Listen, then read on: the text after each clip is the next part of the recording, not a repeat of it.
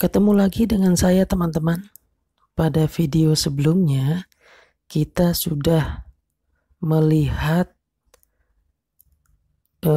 lambung kita ketika sakit MAH atau gastritis.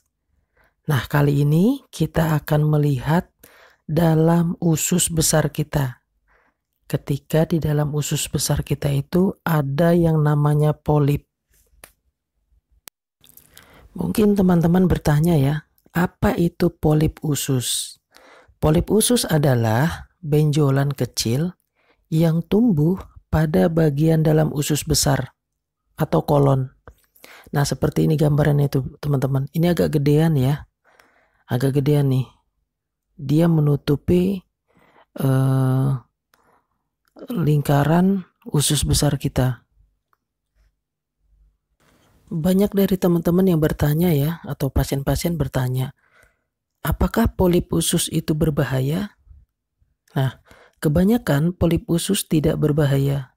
Namun, beberapa jenis polip usus dapat berkembang menjadi kanker usus besar.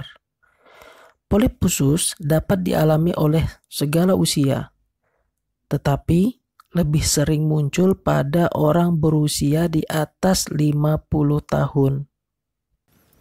Selain itu, perokok, orang dengan berat badan berlebih, serta orang yang anggota keluarganya pernah menderita polip usus atau kanker usus berisiko lebih tinggi menderita polip usus. Apa sih gejala polip usus? Umumnya, polip usus tidak menimbulkan gejala, sehingga banyak orang yang tidak menyadari keberadaan benjolan kecil ini. Namun, pada kasus tertentu, penderita polip usus dapat merasakan beberapa kondisi sebagai berikut. Yang pertama, perubahan frekuensi buang air besar. Berubahnya frekuensi buang air besar selama lebih dari seminggu, misalnya menjadi konstipasi atau diare, dapat menandakan adanya polip usus yang berukuran besar. Yang kedua, perubahan warna feses. Feses berubah warna karena bercampur dengan darah, sehingga warnanya menjadi kehitaman atau bergaris merah. Yang ketiga, nyeri perut. Polip berukuran besar dapat menyumbat sebagian usus, sehingga penderitanya akan mengalami kram dan nyeri perut. Yang keempat, anemia akibat kekurangan zat besi. Perdarahan akibat polip usus dapat mengakibatkan zat besi di dalam tubuh banyak terpakai, sehingga penderitanya dapat mengalami anemia atau kekurangan darah. Nah, apa sih penyebab polip usus? Polip usus disebabkan oleh perubahan atau mutasi genetik yang menyebabkan sel di dalam usus menjadi abnormal atau tidak normal. Makin aktif pertumbuhan polip, makin besar pula risikonya menjadi ganas. Ada beberapa faktor yang dapat meningkatkan risiko terjadinya polip usus, yaitu yang pertama adalah berusia 50 tahun ke atas. Yang kedua, memiliki anggota keluarga yang pernah menderita polip atau kanker usus. Yang ketiga, menderita radang usus seperti kolitis ulceratif atau penyakit Crohn. Yang keempat, menderita diabetes atau kencing manis ya, tipe 2 yang tidak terkontrol. Yang kelima, mengalami obesitas atau kegemukan dan kurang berolahraga. Yang keenam, merokok dan sering mengonsumsi minuman beralkohol. Kapan harus ke dokter? Jika Anda berusia 50 tahun ke atas dan memiliki berbagai faktor risiko seperti yang disebutkan tadi. Anda dianjurkan untuk melakukan screening rutin ke dokter gastroenterologi.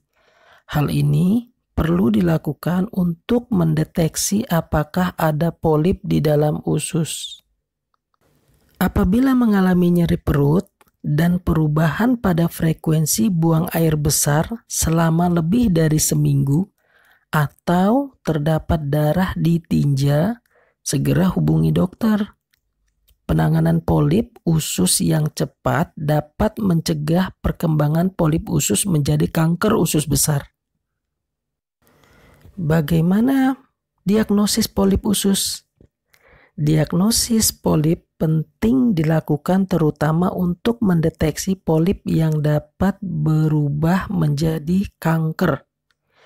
Karena seringkali polip usus tidak menimbulkan gejala, pemeriksaan screening rutin sangat dianjurkan untuk mendeteksinya secara dini.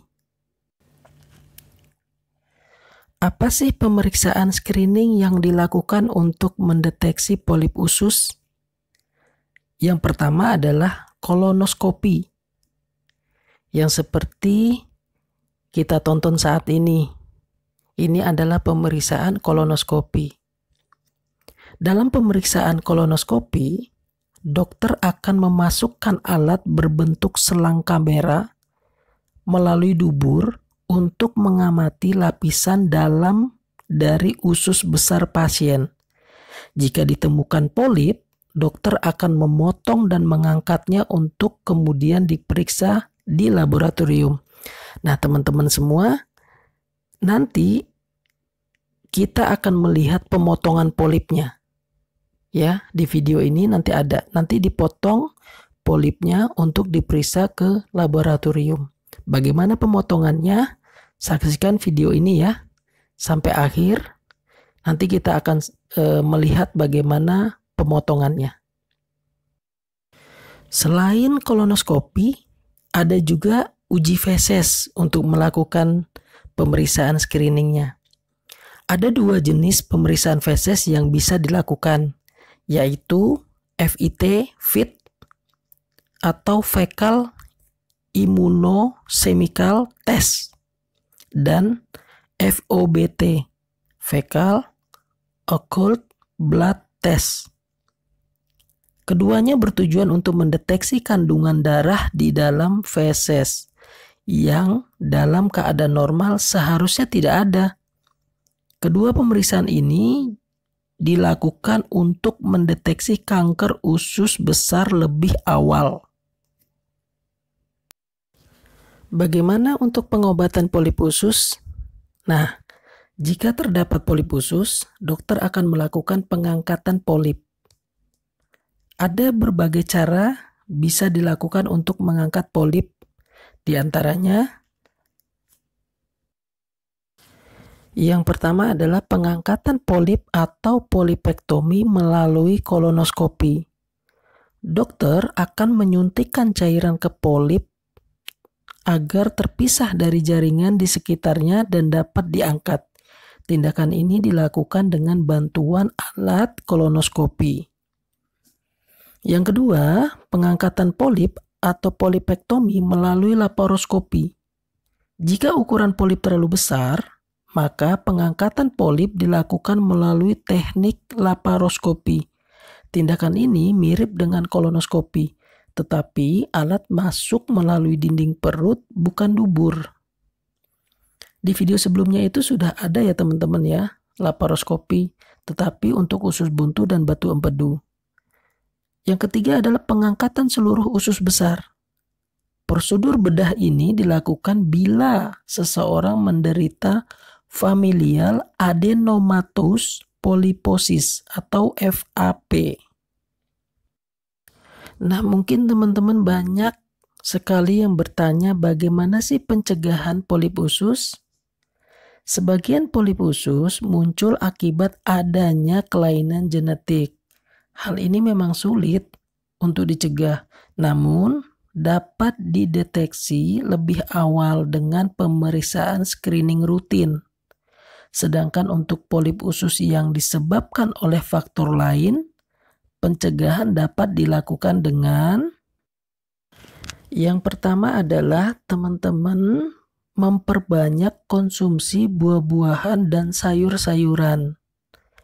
Yang kedua, mengurangi konsumsi makanan berlemak, daging merah, serta daging olahan.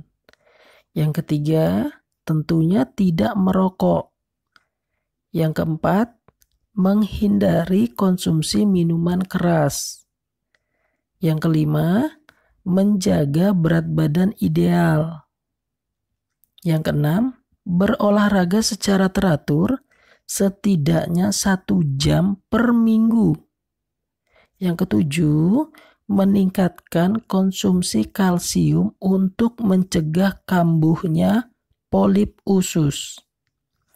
Bagi penderita diabetes dan radang usus dianjurkan untuk melakukan kontrol rutin ke dokter agar penyakitnya tetap terkontrol.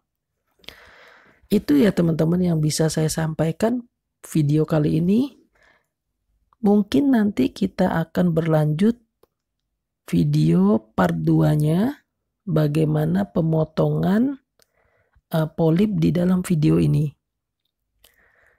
Jangan lupa ya teman-teman untuk like, subscribe, dan share video ini agar bermanfaat untuk teman-teman yang lainnya. Setidaknya untuk menambah keilmuan kita supaya bisa mendeteksi secara dini kanker usus yang ada di dalam tubuh. Semoga ini semua bermanfaat ya teman-teman. Kurang lebih yang mohon maaf. Saksikan video part 2-nya untuk pemotongannya ya. Selamat menonton video ini dan sampai jumpa pada part 2-nya.